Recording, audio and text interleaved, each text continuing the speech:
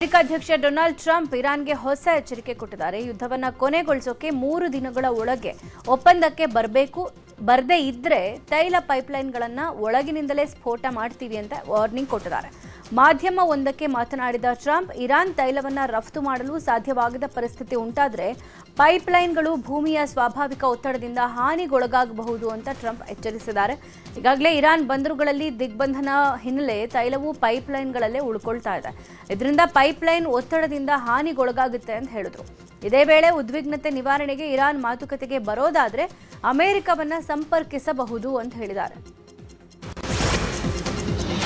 Iran, Israel ಮತ್ತು America ಯುದ್ಧವನ್ನು ಕೊನೆಗೊಳಿಸೋಕೆ ಪಾಕಿಸ್ತಾನ ಮಧ್ಯಸ್ಥಿಕೆ ವಹಿಸಿತ್ತು. ಆದರೆ ಆ ಸಂಧಾನ ಮಾತುಕತೆ ವಿಫಲವಾಗಿದೆ.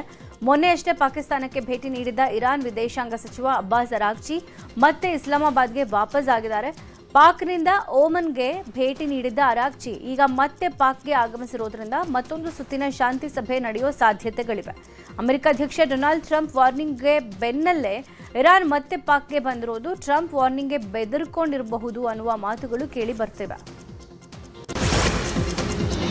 ಮಂಗಳೂರು ಕುಕ್ಕರ್ ಬಾಂಬ್ ಸ್ಫೋಟ ಪ್ರಕರಣದ ತೀರ್ಪು ಇವತ್ತು ಪ್ರಕಟವಾಗಲಿದೆ. ಎನ್ಐಎ ವಿಶೇಷ ಕೋರ್ಟ್ನಿಂದ ಪ್ರಮುಖ ಆರೋಪಿ ಮೊಹಮ್ಮದ್ ಶಾರಿಕ್ಗೆ ಶಿಕ್ಷೆಯ ಪ್ರಮಾಣ ಪ್ರಕಟಿಸಲಿದೆ. ಕುಕ್ಕರ್ ಬಾಂಬ್ ಸ್ಫೋಟ ಸಂಬಂಧ 3 ತಿಂಗಳ ಹಿಂದೆ ಆರೋಪಿ ಶಾರಿಕ್ ತಪ್ಪೊಪ್ಪಿಗೆ ಅರ್ಜಿ ಸಲ್ಲಿಸಿದ್ದ. ಎನ್ಐಎ ಸ್ಪೆಷಲ್ ಕೋರ್ಟ್ ಶಾರಿಕ್ ಅರ್ಜಿ ಪುರಸ್ಕರಿಸಿತ್ತು. ಶನಿವಾರ ನಡೆದ ವಿಚಾರಣೆಯಲ್ಲಿ ಎಸ್ಪಿಪಿ ಪ್ರಸನ್ನಕುಮಾರ್ ಆರೋಪಿಗೆ ಕಠಿಣ ಶಿಕ್ಷೆ ವಿಧಿಸುವಂತೆ ವಾದ ಮಂಡಿಸಿದ್ರು. ಇವತ್ತು ಮೊಹಮ್ಮದ್ ಶಾರಿಕ್ಗೆ ಶಿಕ್ಷೆ ವಿಧಿಸಲಿದೆ. ಇನ್ನು 2022ರ ನವೆಂಬರ್ 19ರಂದು ಮಂಗಳೂರಿನ ಕಂಕನಾಡಿ ಬಳಿ ಆಟೋದಲ್ಲಿ ಕುಕ್ಕರ್ ಬಾಂಬ್ ಸ್ಫೋಟಗೊಂಡಿತ್ತು.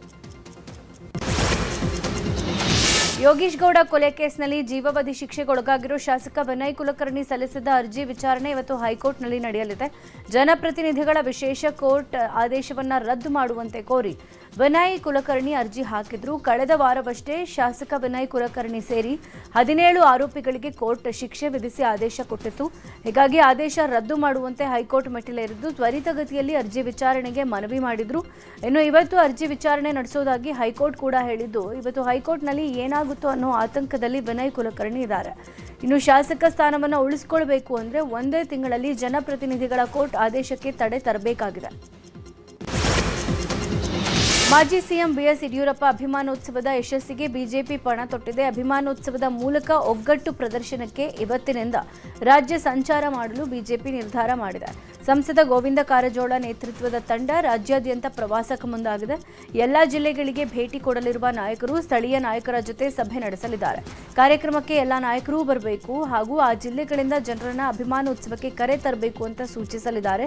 ಇನ್ನು ಕಾರ್ಯಕ್ರಮದಲ್ಲಿ ಕೇಂದ್ರ ಗೃಹ ಸಚಿವ ಅಮಿತ್ ಶಾ ಭಾಗಿಯಾಗಲಿದ್ದಾರೆ. ಡಾಕ್ಟರ್ ರಾಜ್ಕುಮಾರ್ ಸ್ಮಾರಕದ ಭೂಮಿ ಸಂಬಂಧ ಟ್ವೀಟ್ ಮಾಡಿದ ನಟ ಚೇತನ್ ಮತ್ತೆ ಯೂಟರ್ನ್ ಹೊಡೆದಿದ್ದಾರೆ. ಹೀಗಾಗಿ ಚೇತನ್ ಉದ್ದಟತನಕ್ಕೆ ಪಾಠ ಕಲಿಸೋಕೆ ಅಣ್ಣವರ ಫ್ಯಾನ್ಸ್ ಮುಂದಾಗಿದ್ದು, ಈ ಸಂಬಂಧ ರಾಜ್ ಅಭಿಮಾನಿಗಳ ಸಭೆ ಕರೆಯಲಾಗಿದೆ. ಕ್ಷಮೆ ಕೇಳಿ ಯೂಟರ್ನ್ ಹೊಡೆದ ಹಿನ್ನೆಲೆ ಚೇತನ್ ಮುಖಕ್ಕೆ ಮಸಿ ಬಳಿಯೋ ಪ್ಲಾನ್ ಮಾಡಿದ್ದಾರೆ. ಫಿಲಂ ಚೇಂಬರ್ಗೂ ಚೇತನ್ ವಿರುದ್ಧ ದೂರು ಕೊಡೋಕೆ ರಾಜ್ಕುಮಾರ್ ಅಭಿಮಾನಿಗಳು ಸಿದ್ಧತೆ ನಡೆಸಿದ್ದಾರೆ. ಇನ್ನು ಫಿಲಂ ಚೇಂಬರ್ ನಡೆಯೋ ಕುತೂಹಲ ಮೂಡಿಸಿದ್ದು, ಚೇತನ್ಗೆ ಇವತ್ತು ನೋಟಿಸ್ ನೀಡೋ ಸಾಧ್ಯತೆ ಇದೆ. ದಾವಣಗೆರೆಯ ಹರಿಹರ ಪಂಚಮಸಾಲಿ ಪೀಠದ ವಿವಾದ ಕುತೂಹಲದ ಘಟ್ಟಕ್ಕೆ ಬಂದು ತಲುಪಿದೆ. ಟ್ರಸ್ಟಿ ಪದಾಧಿಕಾರಿಗಳು ಇವತ್ತು ಮಠಕ್ಕೆ ಲೆಕ್ಕ ಕೊಡೋಕೆ ಮುಂದಾಗಿದ್ದಾರೆ. ಟ್ರಸ್ಟ್ನ ಪ್ರಧಾನ ಧರ್ಮದರ್ಶಿ ಬಿಸಿ ಉಮಾಪತಿ, ಕಾರ್ಯದರ್ಶಿ ಜ್ಯೋತಿ ಪ್ರಕಾಶ್ ಹಾಗೂ ಧರ್ಮದರ್ಶಿ ಚಂದ್ರಶೇಖರ ಪೂಜಾರ ಸೇರಿದಂತೆ 7 ಜನ ಟ್ರಸ್ಟ್ ಸದಸ್ಯರಿಂದ ಲೆಕ್ಕ ಕೊಡೋಕೆ ತಯಾರಿ ಮಾಡಿಕೊಳ್ಳಲಾಗ್ತಾ ಇದೆ.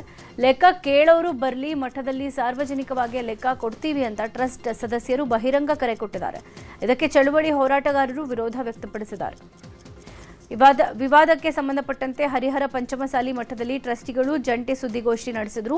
ಈ ವೇಳೆ ಮಾತನಾಡಿದ ಪಂಚಮಸಾಲಿ ಪೀಠದ ಪ್ರಧಾನ ಧರ್ಮದರ್ಶಿ ಬಿಸಿ ಉಮಾಪತಿ, 2008ರಿಂದ 2026ರವರೆಗೆ ಪೈಸೆ ಟು ಪೈಸೆ ಲೆಕ್ಕ ಕೊಡ್ತೀವಿ, ಲೆಕ್ಕ ಕೊಡಿ ಅಂದಿದ್ದವರಿಗೆ ಆಹ್ವಾನ ಕೊಟ್ಟಿದ್ದೀವಿ, ಮಠಕ್ಕೆ ಬಂದ ದೇಣಿಗೆ ಅನುದಾನ ಎಲ್ಲದರ ಲೆಕ್ಕ ಕೊಡ್ತೀವಿ ಅಂತ ಸುದ್ದಿಗೋಷ್ಠಿಯಲ್ಲಿ ತಿಳಿಸಿದ್ದಾರೆ.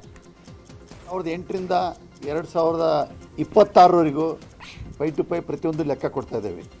ನಮ್ಮಲ್ಲಿ ಏನಿದೆ, ಆಸ್ತಿ ಏನಿದೆ, ಎಷ್ಟು ಕಲೆಕ್ಷನ್ ಆಗಿದೆ, ಯಾವುದ್ಯಾವುದಕ್ಕೆ ಎಷ್ಟೆಷ್ಟು ಖರ್ಚಾಗಿದೆ, ಯಾರಿಂದ ಬಂದಿದೆ, ಪೂರ ಪ್ರತಿಯೊಂದು ಲೆಕ್ಕನೂ ನಾವು ನಾಳೆ ಕೊಡ್ತಾ ಇದ್ದೀವಿ.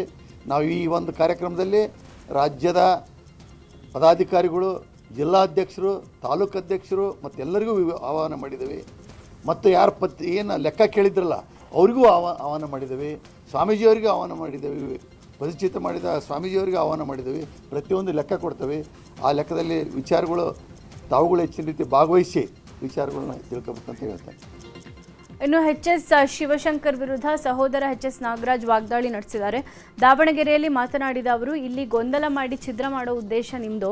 ಯಾರ್ಯಾರು ಎಷ್ಟೆಷ್ಟು ದುಡ್ಡು ಕೊಟ್ಟಿದ್ದೀರಾ ಬಂದು ಹೇಳಿ. ಯಾರು ಬೇಕಾದರೂ ಮನೆಗೆ ಬಂದು ಒಳ ಹೊಕ್ಕೋಕೆ ಆಗುತ್ತಾ? ನಾವು ಎಲ್ಲದಕ್ಕೂ ಸಹಕಾರ ನೀಡ್ತಾ ಬಂದಿದ್ದೀವಿ.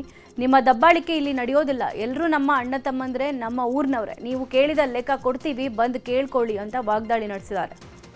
ಕೊಡ್ತಾರೆ, ಎಲ್ಲರೂ ಬೆಂಬಲ ತಗೊಂಡು ಕಟ್ತಾರೆ.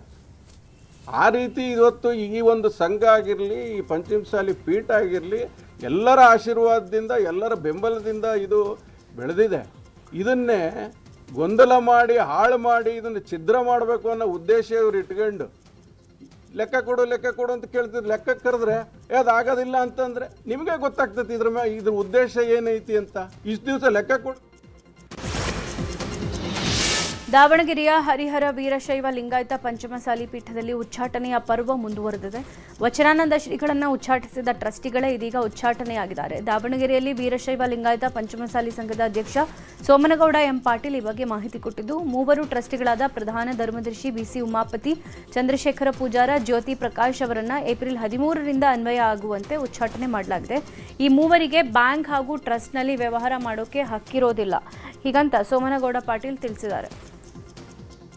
ಸಾಲಿ ಬಂಧುಗಳು ಇದರಲ್ಲಿ ಇನ್ವಾಲ್ವ್ಮೆಂಟ್ ತೆಗೆದುಕೊಂಡು ಒಂದು ನಿರ್ಧಾರವನ್ನು ಸರಿಪಡಿಸುವಂಥ ಕೆಲಸಕ್ಕೆ ಕೈ ಹಾಕಬೇಕು ಅನ್ನೋದನ್ನು ಕೂಡ ಈ ಬೈಲಾದಲ್ಲಿದೆ. ಇಂಥ ಬೈಲಾ ಏನು 2008ಕ್ಕೆ ರಚನೆ ಮಾಡಿದರು. ನಮ್ಮ ನಾಗನಗೌಡರು BKG ಕಂಪನಿಯವರು ನಮ್ಮ ರಾಜ್ಯ ಅಧ್ಯಕ್ಷರಾಗಿದ್ದಂಥ ಸಂದರ್ಭದಲ್ಲಿ ಅದನ್ನು 2014ರಲ್ಲಿ ನಮ್ಮ ಸಂಘದ ಬೈಲಾದಲ್ಲಿ ಕೂಡ ಟ್ರಸ್ಟ್ನವರು ಏನಾದರೂ ತಪ್ಪುಗಳನ್ನು ಮಾಡಿದರೆ, ಸರಿಯಾದ ರೀತಿ ಒಳಗೆ ಲೆಕ್ಕಪತ್ರ ಇಡದಾಗಿದ್ದರೆ, ಅಲ್ಲಿ ಒಳ್ಳೆಯ ಸ್ಥಿತಿ ಒಳಗೆ ಆ ಪೀಠವನ್ನು ಮಾಡದೇ ಇದ್ದಾಗ ಸಂಘ ಅಧಿಕಾರವನ್ನು ವಹಿಸಿ ಅಲ್ಲಿ ತೀರ್ಮಾನ ತೆಗೆದುಕೊಳ್ಳುವಂಥ ಹಕ್ಕು ಇದೆ ಅನ್ನೋದನ್ನು ಕೂಡ ಏನಪ್ಪಂದರೆ ನಮ್ಮ ಬೈಲಾದಲ್ಲಿ ಕೂಡ ಏನಪ್ಪಂದ್ರೆ ಹಿರಿಯರು ನಮೂದಿಸಿದ್ದಾರೆ. ಈ ರಾಜ್ಯ ಕಾಂಗ್ರೆಸ್ನಲ್ಲಿ ಸಿಎಂ ಕುರ್ಚಿ ಫೈಟ್ ನಿಲ್ಲೋ ಲಕ್ಷಣಗಳೇ ಕಾಣಿಸ್ತಾ ಇಲ್ಲ. ಡಿಸಿಎಂ ಡಿಕೆಶಿ ಸಿಎಂ ಸ್ಥಾನಕ್ಕಾಗಿ ಶತಪ್ರಯತ್ನ ನಡೆಸ್ತಾ ಇದ್ದಾರೆ. 2 ದಿನಗಳ ಕಾಲ ದೆಹಲಿಯಲ್ಲೇ ವಾಸ್ತವ್ಯ ಹೂಡಿದ ಡಿಸಿಎಂ ಡಿಕೆಶಿ ಹೈಕಮಾಂಡ್ ಭೇಟಿ ಮಾಡೋಕೆ ಯತ್ನ ಮಾಡಿದ್ರು.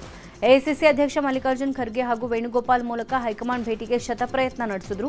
ಆದರೆ ರಾಹುಲ್ ಗಾಂಧಿ ಚುನಾವಣಾ ಪ್ರಚಾರದಲ್ಲಿ ಬ್ಯುಸಿಯಾಗಿರೋ ಕಾರಣ ಭೇಟಿಗೆ ಅವಕಾಶ ಸಿಗಲಿಲ್ಲ. ಹೀಗಾಗಿ ಡಿಸಿಎಂ ಡಿಕೆಶಿಗೆ ದೆಹಲಿಯಲ್ಲಿ ವರಿಷ್ಠರು ತಾಳ್ಮೆ ಪಾಠ ಹೇಳಿದ್ದಾರೆ. ಎಐಸಿಸಿ ಅಧ್ಯಕ್ಷ ಖರ್ಗೆ, ವೇಣುಗೋಪಾಲ್ ಆತುರದ ನಿರ್ಧಾರ ಕೈಗೊಳ್ಳದಂತೆ ಡಿಕೆಶಿಗೆ ಸೂಚನೆ ಕೊಟ್ಟಿದ್ದಾರೆ. ಅಷ್ಟೇ ಅಲ್ಲದೆ ಮಾಧ್ಯಮದ ಮುಂದೆ ಹೆಚ್ಚಿನ ಚರ್ಚೆ ಮಾಡದಂತೆ ಸಲಹೆ ಕೊಟ್ಟಿದ್ದಾರೆ. ಸಿಎಂ ಸಿದ್ದರಾಮಯ್ಯ ವೀಕ್ ಆಗಿದ್ದಾರೆ ಅನ್ನೋ ವಿಚಾರದ ಬಗ್ಗೆ ಎಂಎಲ್ಸಿ ಯತೀಂದ್ರ ಸಿದ್ದರಾಮಯ್ಯ ರಿಯಾಕ್ಷನ್ ಕೊಟ್ಟಿದ್ದಾರೆ. ರಾಯಚೂರಲ್ಲಿ ಮಾತನಾಡಿದ ಅವರು, ಸಿಎಂ ವೀಕ್ ಆಗಿದ್ದಾರೆ ಅಂತ ಯಾರು ಹೇಳ್ತಾರೆ? ಅದಕ್ಕೇನು ಕಾರಣ? ಸಿಎಂ ಅಂತೂ ಆಡಳಿತ ಚೆನ್ನಾಗೇ ಕೊಡ್ತಾ ಇದ್ದಾರೆ. ಏನೇ ಸಮಸ್ಯೆ ಇದ್ರೂ ಒಂದೊಂದಾಗಿ ಬಗೆಹರಿಸ್ತಾ ಇದ್ದಾರೆ. ಒಳ ಮೀಸಲಾತಿ ಸಮಸ್ಯೆ ಬಗೆಹರಿಸಿದ್ದಾರೆ. ಯಾವುದೇ ಕಾರಣಕ್ಕೂ ಸಿಎಂ ನಿಶಕ್ತರಾಗಿಲ್ಲ ಅಂತ ಹೇಳಿದ್ರು. ಏನು ಕಾರಣ ಅದಕ್ಕೆ?